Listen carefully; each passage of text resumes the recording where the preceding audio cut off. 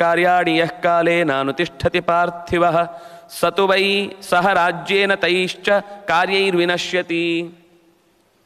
ಹಸಿವಾಗಿದೆ ಜೋರಾಗಿ ಅಂತಂದಾಗ ತಿನ್ನಬೇಕು, ಚೆನ್ನಾಗಿ ನಿದ್ದೆ ಬರ್ತಾ ಇದೆ ಅಂತಂದಾಗ ಮಲಗಬೇಕು. ಇದು ಅತ್ಯಶಕ್ಯೇತ ನಿದ್ರು ಸಾಧ್ಯವೇ ಇಲ್ಲ, ತಾಳಲಿಕ್ಕೆ ಆಗ್ತಾ ಇಲ್ಲ ಅನ್ನುವಾಗ ಅದಕ್ಕೆ ಬೇಕಾದ ಉಪಶಮನವನ್ನು ಮಾಡಿಕೊಳ್ಬೇಕು. ಇದು ಮಾಡದೆ ಮತ್ತೂ ಹಠ ಕಟ್ಟಿ ಅದಾದರೂ ಕೆಲವೊಂದು ಸರ್ತಿ ಒಂದಿಷ್ಟು ದೂರಕ್ಕೆ ತಳ್ಳಬಹುದು ಅಂತಿದ್ರು, ದೇಹದ ಮಲ ಮೂತ್ರ ವಿಸರ್ಜನೆ ಆಗುವಾಗ ಅದನ್ನು ಎಷ್ಟು ಜಾಸ್ತಿ ಕಟ್ಟಿಕೊಳ್ತಾನೆ ಅದು ದೇಹಕ್ಕೆ ಬಾಧೆ ಆಗ್ತಾ ಹೋಗುತ್ತೆ. ಅದರಿಂದಾಗಿ ಅವನಿಗೆ ಇನ್ನೂ ನೂರಾರು ಥರದ ಬೇರೆ ಅಂದರೆ ಇಡೀ ದೇಹದ ಸಿಸ್ಟಮ್ ಅದಕ್ಕೋಸ್ಕರ ತಮ್ಮ ಎಲ್ಲ ಕೆಲಸಗಳನ್ನು ಬಿಟ್ಟು ಒದ್ದಾಡುತ್ತದೆ. ಅದರಿಂದಾಗಿ ಇದು ದೇಹದ ಬೇರೆ ಇಂದ್ರಿಯಗಳಿಗೆ ತೊಂದರೆ ಆಗ್ತಾ ಹೋಗುತ್ತೆ. ಸ್ವಯಂ ಕಾರ್ಯಾಣಿ ಯಃ ಕಾಲೇ, ಕಾಲಕ್ಕೆ ಕಾರ್ಯ ಆಗಬೇಕು, ತಾನೇ ಆ ಕಾರ್ಯವನ್ನು ಮಾಡಬೇಕು. ಈಗ ಅವನ ಅಭ್ಯಾಸವನ್ನು ಬಿಟ್ಟು ಬಿಟ್ಟರೆ ಕೊನೆಗೆ ಇನ್ನೊಂದು ಒತ್ತಾಯದಿಂದ ಆ ಕಾರ್ಯ ಮಾಡಿಸಿ ದೇಹದ ಮಲವನ್ನು ಹೊರಗೆ ತೆಗೆಸಬೇಕಾಗುತ್ತೆ. ಅದರಿಂದಾಗಿ ಸ್ವಯಂ ಕಾರ್ಯಾಣಿ ಕುರಿಯಾತ್, ತಾನೇ ತನ್ನ ಕಾರ್ಯವನ್ನು ಮಾಡಬೇಕು. ಕಾಲೇ ಕುರಿಯಾತ್, ಕಾಲಕ್ಕೆ ಸರಿಯಾಗಿ ಮಾಡಬೇಕು.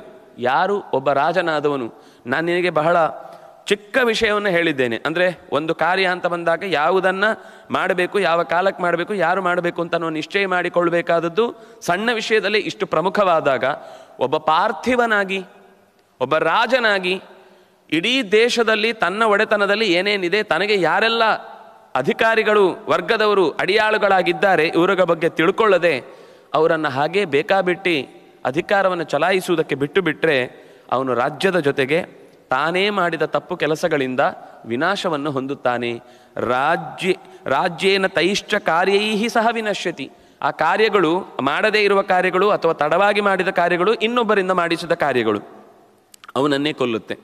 ಮಾಡದೇ ಇದ್ದದ್ದು ಒಂದು ತಪ್ಪು, ಕಾಲಕ್ಕೆ ಮಾಡದೇ ಇದ್ದರೆ ಮತ್ತೊಂದು ತಪ್ಪು, ತಾನೇ ಮಾಡದೇ ಇದ್ದರೆ ಮತ್ತೊಂದು ತಪ್ಪು. ಕೆಲವೆಲ್ಲ ಈಗ ಹಸಿವಾಗಿದೆ ಅಂತಂದಾಗ ನಾವು ಇನ್ನೊಬ್ಬರ ಹತ್ರ ಊಟ ಮಾಡಿ ಅಂತ ಹೇಳಲಿಕ್ಕಾಗೋದಿಲ್ಲ, ಹೇಗೋ ಅದನ್ನು ನಾವೇ ಮಾಡಬೇಕಾದದ್ದು ಹೇಗೋ. ಕೆಲವೆಲ್ಲ ನೀನೇ ನಿಂತು ಖುದ್ದಾಗಿ ಮಾಡಬೇಕಾದ ಕೆಲವು ಕೆಲಸ ಇದೆ. ಎಷ್ಟೇ ನಿನಗೆ ಆಪ್ತ ವಲಯದಲ್ಲಿ ನಂಬಿಕಸ್ಥರು ಇದ್ದು ಲೋಕದ ವ್ಯವಸ್ಥೆಯನ್ನು ನಿನ್ನ ಬಳಿಗೆ ತಂದು ಒಪ್ಪಿಸ್ತಾ ಇದ್ದರೂ ಕೂಡ ಕೆಲವನ್ನು ನೀನು ನೇರವಾಗಿ ಪರಿಗಣಿಸದೆ ನೀನು ಅಲ್ಲಿ ಅಖಾಡಕ್ಕೆ ಇಳಿಯದೇ ಇದ್ದರೆ ಆ ಸೀರಿಯಸ್ನೆಸ್ಸು ಆ ಕಾರ್ಯದಲ್ಲಿ ಬರುವುದೇ ಇಲ್ಲ.